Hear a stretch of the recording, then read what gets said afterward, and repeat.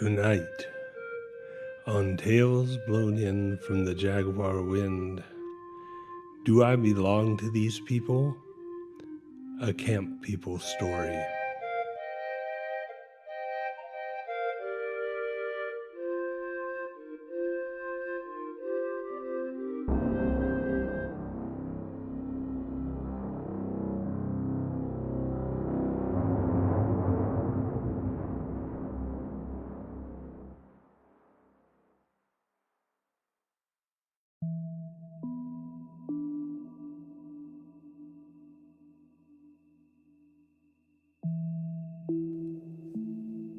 A man, his face bones said, I do not belong to the camp people.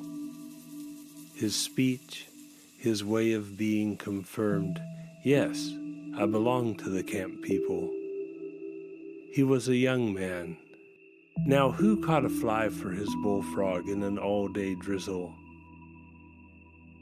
For that young man went north to find the kin of his mother, while other young men were still listening for a buzz. And the feet of his hunting companion gathered up his footprints, for it was a blessed friendship. To the north they hungered. They did not know the paths of the four-footed creatures on foreign soil. In foreign skies, they did not know the arcs of the wind lifters or of the soarers. The roots and berries in that place defied their scrutiny. They even journeyed down the throat of thirst. From a faraway bluff, the two young men spied those meat with fat animals.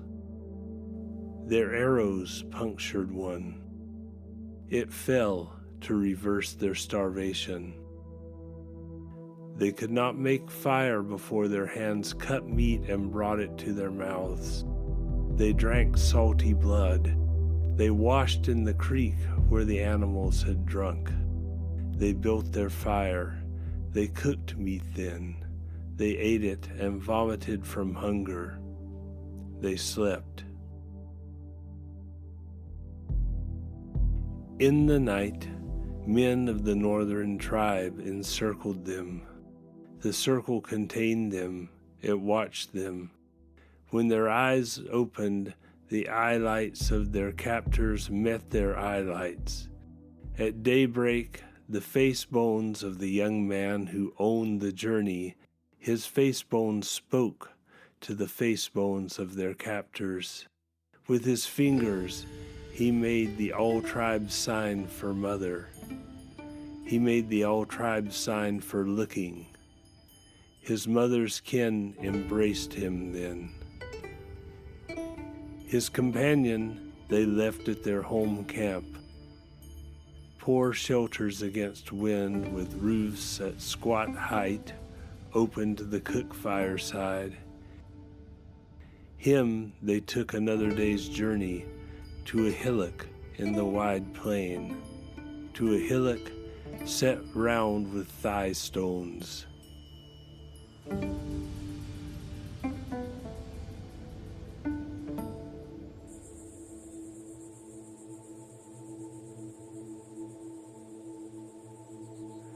They left him to sleep alone in the ring on his wonderful waxed-back sleeping mat.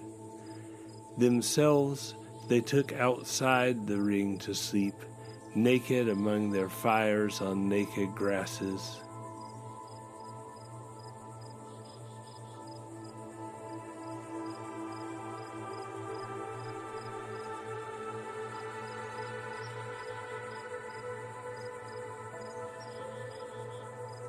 Truly, his dream told him the fate of his mother. His mother whose bones were buried in that place, inside the ring of stones.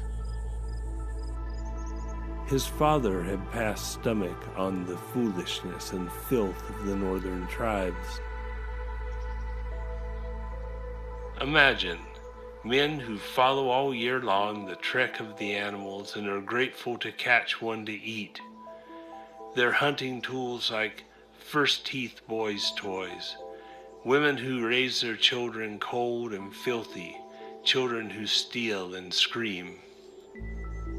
Yes, his father had passed stomach on these people, but they guarded jealously their kin.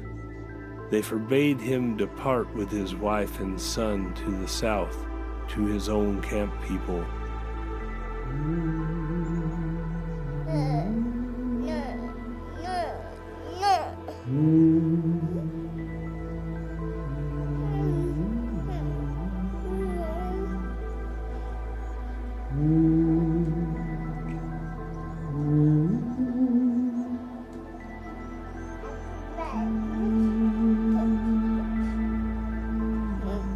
So he killed his wife with a subtle device beyond their reckoning, and he came away home with his son.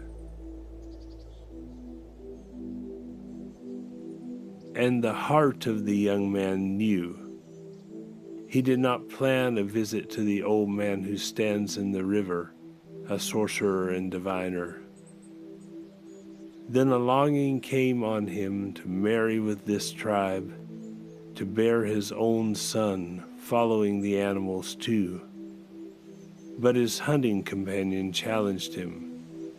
Tell me you will love a woman who sings like a spider and weaves like a cricket. No, his songstick could not dance for such a woman of the northern tribes. Thus he traveled southward with his good companion. On the homecoming trail, he met his father. Now shall I kill this man? It was an open pit in his heart the voice was screaming from. He filled that pit with no and no and no. Truly, he embraced the man, his father. Nonetheless, his father died. On the morning after the day of two eyes seeing, his father did not return from the forest in the line of naked hunters, who had slept each alone without weapons, awaiting the messages of their animal clans. No, for the night was cold, and his father was already old, and he did not want to die on his sleeping mat, as if he were a woman. When the ants had cleaned his father's bones, his son packed his bones. Bones are not transported, but he transported bones. And his songstick still sang afterwards. He carried the bones of his father to the hillock circled with thigh stones on the plain of the northern tribes. He dropped the bones of his father. He said, "Surely the womb of a woman of this tribe will catch his spirit first. Let him be reborn in the northern tribes where honor is lost." The bones of his father he left there. The bones of his mother he gathered up and carried. He returned to the camp people. For his good companion, he made a year of arrows, very fine and supple and straight. And straightway his heart of passion claimed a wife. And straightway his wife beseeched him, "Now summon the spirit of our first child."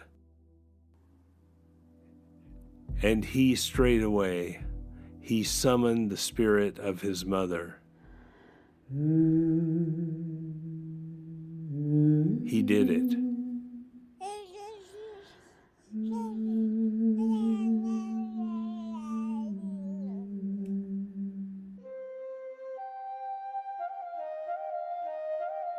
Jaguar indeed may balance bullfrog on one whisker before he snaps him up.